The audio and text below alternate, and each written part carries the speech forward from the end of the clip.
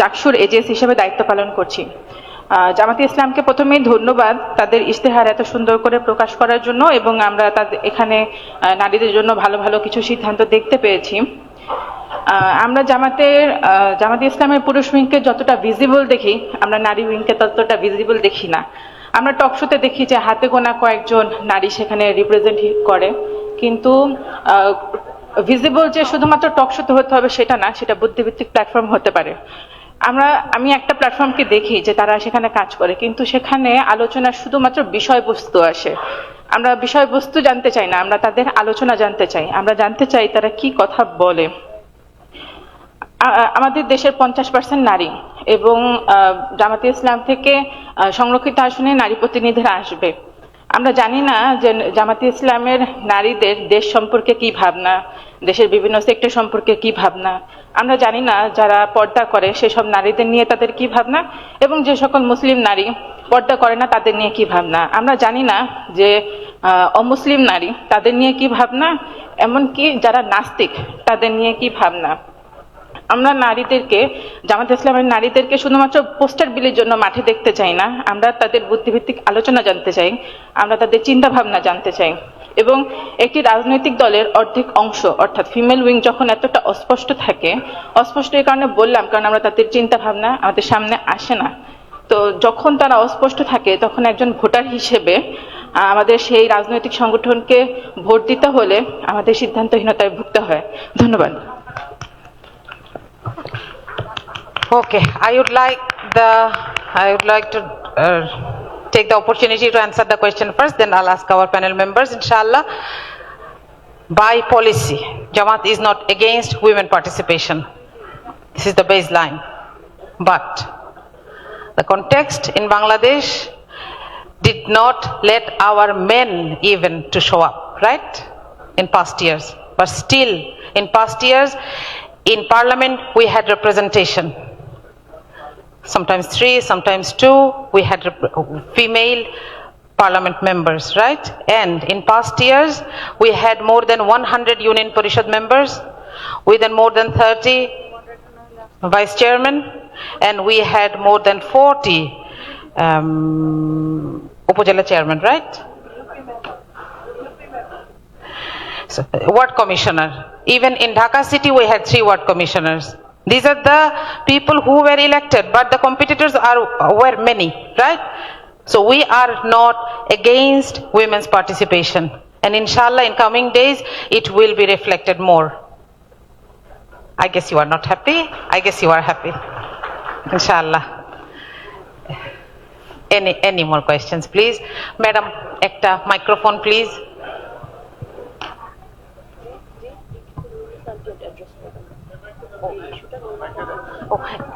আচ্ছা ম্যাডামের কোশ্চেনটা শুনে আচ্ছা ইয়েস আমি একটা প্রশ্ন করতে চাই। থ্যাংক ইউ, আপনাদের প্রেজেন্টেশন খুব ভালো হয়েছে। আপনারা অনেক পলিসি ম্যাটারের কথা বলেছেন, যে কি কি করলে পরে নারীর সেফটি এটসেট্রা এটসেট্রা। কিন্তু কথা হলো যে পলিসিটা বানাবে কে? পলিসিটা তো বানাবে পার্লামেন্টে নারী নাই। তো এই একটা প্রশ্ন, এটা নিয়ে আপনারা চিন্তা ভাবনা করছেন কিনা যে আপনার পলিসি এফেক্টস এভরিবডিজ লাইফ, মেয়েদের লাইফও এফেক্ট করে, সেখানে আমাদের decision making voice is important. তো আপনারা এটা নিয়ে চিন্তা করবেন। আর একটা কথা প্রশ্ন আমি করছি যে বাংলাদেশে সারিয়া আইন আছে, সারিয়া আইন আছে আমাদের পার্সোনাল ফ্যামিলি লাইফকে ব্যাপারে ম্যাটারে, কিন্তু আমাদের দেশে সারিয়া আইন কি কমপ্লিট? এটা নিয়ে চিন্তা করেছেন?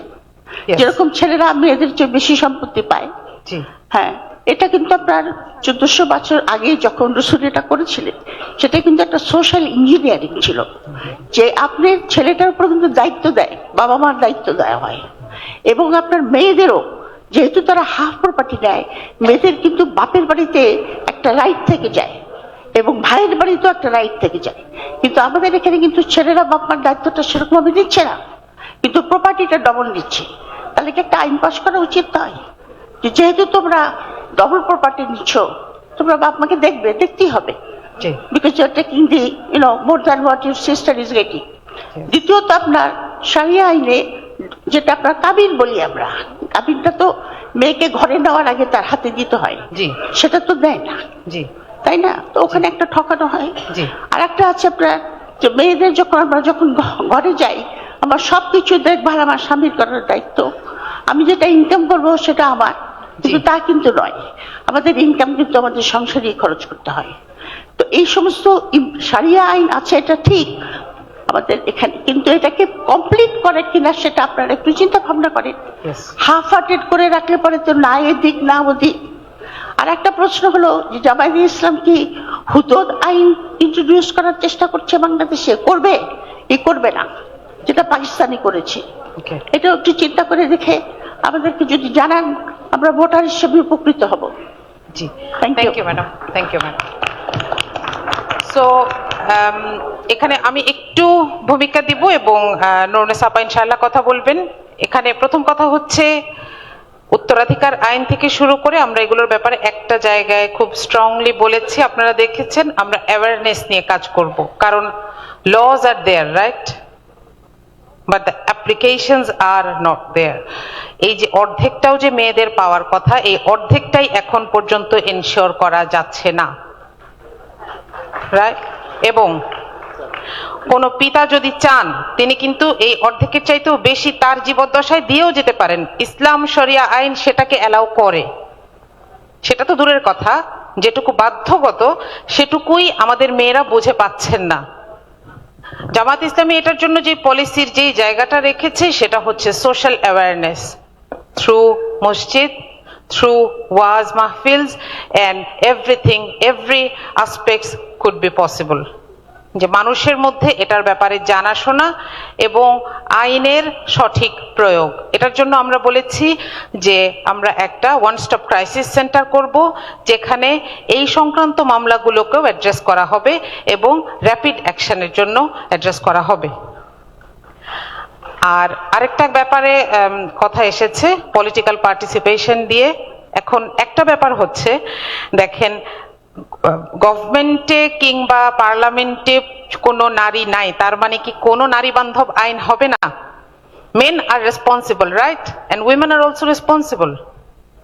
We are not against this participation, but we will be taking time, inshallah. Yes, please. একটা ভুল তথ্য দেওয়া হচ্ছে, আমরা পার্লামেন্টের সিট পাইলে প্রপোর্শনাল আমরা নারী মেম্বার তো করতে পারবো, আগেও ছিল। জি, আগেও ছিল। থাকবে না, কথা যে সত্য নয়।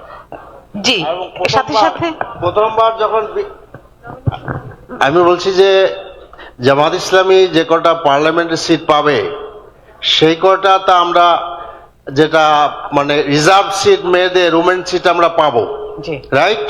এবং এটা আগেও ছিল। আরেকটি কথা বলতে চাচ্ছি যে বিএনপি যে বছর 200-এর উপরে আসন পেল, সে বছরও কিন্তু বিএনপির ইসে কোনো নারী ক্যান্ডিডেট ছিল না। আমাদের প্রতি আশাটা খুব সুন্দর, এজন্য আমরা এনকারেজ করি। আমরা বলি যে আমাদেরকে সময় দেন, ইনশাল্লাহ আমরা নিয়ে আসবো। গোটা ইলেকশন প্রসেসটা নারী বান্ধব নয়, আমরা নিজেরা ইলেকশন করে দেখছি। আমি একজন candidate, is very cumbersome business for a women to work in a constitutive, যেখানে 2টা থানা আছে এবং 20টারও বেশি বা 30টা মানে 25টা আপনার ইউনিয়ন, সব কিছু মিলে আমরা মনে করি যে আমরা সময় নিচ্ছি এবং ইনশাল্লাহ আমরা আসবো। আর জি, থ্যাংক ইউ। তো এই কোয়েশ্চেনের আরেকটু উত্তর দেওয়ার জন্য আমরা একটু নুরুন্নেসা সিদ্দিকা আপার কাছে যেতে চাই।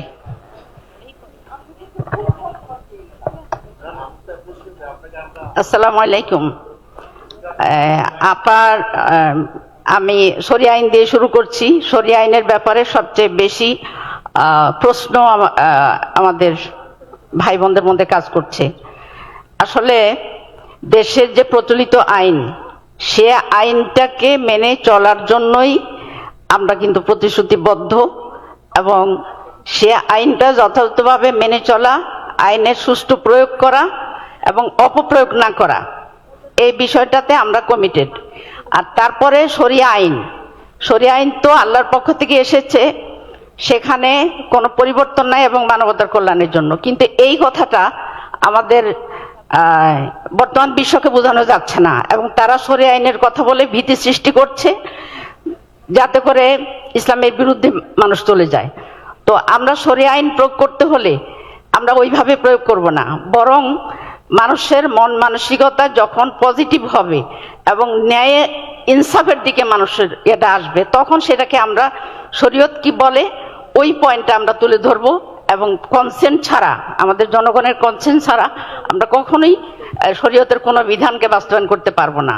আমরা রাসূল সাল্লাল্লাহু আলাইহি ওয়াসাল্লামের জীবনও কিন্তু এটাই দেখি, মাক্কি জীবনে 13 বছর ইসলাম প্রচার হয়েছিল, কিন্তু তারপরেও সেখানে কিন্তু ইসলাম প্রতিষ্ঠা হয়নি। তার কারণ জনগণের সেখানে ছিল না, পার্টিসিপেশন ছিল না ফুললি। আর মদিনায় যাওয়ার পরে জনগণের পার্টিসিপেশন হয়েছে, এবং আল্লাহ তাআলা একের পর এক বিভিন্ন আইনের দিয়েছেন, আয়াত নাজিল করেছেন। তো আমরা যারা ইসলামকে বিশ্বাস করি, ভালোবাসি, আমরা ওইভাবেই আল্লাহ তাআলা যেভাবে সুন্দর করে তার বিধানকে মানব জীবনে বাস্তবায়ন করা রাসূলকে শিখাই দিয়েছেন, আমরাও সেই পথে আগাবো। সুতরাং এখানে কোনো চিন্তার কারণ নেই যে আমরা শরিয়া আইন প্রয়োগ করে একটা কিছু করে ফেলবো। Thank you. যিনি এইমাত্র প্রশ্ন করলেন তাকে, উনি বলছেন যে আমরা এড়িয়ে যাচ্ছি। তো এইখানে আমি একটু ওই কথাটা মার্দিয়া মমতাজ শেয়ার করেছে, আমি আবার বলছি, বিগত 15-17 বছর পর্যন্ত আওয়ামী শাসন আমলের এই দুঃসহ নির্যাতনের সময়ও বাংলাদেশ জামাত ইসলামীর মহিলা বিভাগরা সরাসরি নির্বাচনে অংশগ্রহণ করেছে। আমি একটু তার তথ্যগুলি দিতে চাই। সেটা হচ্ছে, এই নির্বাচনে ভাইস চেয়ারম্যান হিসেবে সরাসরি নির্বাচনে অংশগ্রহণ করে নির্বাচিত হয়েছেন 48 জন মহিলা, এবং তারা দায়িত্ব পালন করেছেন। কমিশনার হয়েছিলেন 38 জন মহিলা, এবং ইউপি মেম্বার হিসাবে নির্বাচিত হয়েছিলেন 116 জন মহিলা। তো আমি বলতে চাই যে আমরা আসলে বিগত 16 বছর, আপনারা জানেন, আমরা এক জায়গায় বসে কথা বলতেও পারিনি, আমরা প্রকাশ্যে আসতে পারিনি, আমরা এই রাজনীতির যে প্রকাশ্য ময়দান সেখানে অংশগ্রহণ করতে জামাত ইসলাম পারেনি। তো ইনশাল্লাহ সামনের দিনগুলিতে জামাত ইসলাম সেই অংশটা নিবে। এবং আপনি নিজেই উল্লেখ করেছেন বিশ্ববিদ্যালয়ের কথা, সেখানে বিশ্ববিদ্যালয়ের ছাত্রী সংস্থা মেয়েরা অত্যন্ত দক্ষতার সাথে সেখানে অংশগ্রহণ করেছে, বিজয়ী হয়েছে, দায়িত্ব পালন করছে। ইনশাল্লাহ জামাত ইসলামের মহিলারাও দায়িত্ব পালন করবে এবং দক্ষতার সাথে ইনশাল্লাহ দায়িত্ব পালন করবে। আরেকটি কথা বলতে চেয়েছিলেন পোশাকের ব্যাপারে, যে নারীদেরকে জামাত ইসলামী পোশাকের ব্যাপারে বোরখা পরা বা এই ধরনের কোনো পোশাকে বাধ্য করবে কিনা। আমরা জানি খোদ আল্লাহ সুবহানাহু ওয়া তাআলা ইসলামের কোনো বিধান কারো উপরে জোর করে চাপিয়ে দিতে বলেন নাই। রাসূলুল্লাহ সাল্লাল্লাহু আলাইহি ওয়াসাল্লাম কোনোদিনও কারো উপরে ইসলামের বিধান জোর করে চাপিয়ে দেন নাই। সো জামাত ইসলামী কেন এই কাজটি করবে? এবং এর একটি বাস্তব দৃষ্টান্ত আমরা দেখেছি, ঢাকা বিশ্ববিদ্যালয় সহ সারা বিশ্ববিদ্যালয়ের জেনারেল ছাত্রীরা ছাত্র শিবিরকে বিপুল ভোটে বিজয়ী করে প্রমাণ করেছে ছাত্র শিবির হচ্ছে তাদের জন্য সবচেয়ে সেফগার্ড, যারা তাদেরকে পোশাক থেকে শুরু করে কোনো কিছুর ব্যাপারে তাদের উপরে কোনো নির্যাতন করবে না, জোর করে চাপিয়ে দিবে না, তাদের ক্ষমতা কেড়ে নিবে না। এবং তারা প্রকাশ্যে বারবার সেটা প্রকাশও করেছে যে আমরা একমাত্র নিরাপদ বোধ করি ছাত্র শিবিরের কাছে। So I think Jamaat Islami ইনশাল্লাহ যদি তাদের সুযোগ আল্লাহ সুবহানাহু ওয়া তাআলা দেন, দে উইল প্রুভ ইনশাল্লাহ যে তারা মহিলাদেরকে সমান তালে সমানভাবে সর্বক্ষেত্রে কাজে লাগিয়ে তাদের দক্ষতাকে প্রমাণ করার সুযোগ দিবে ও নিরাপত্তা সহকারে। Thank you so much.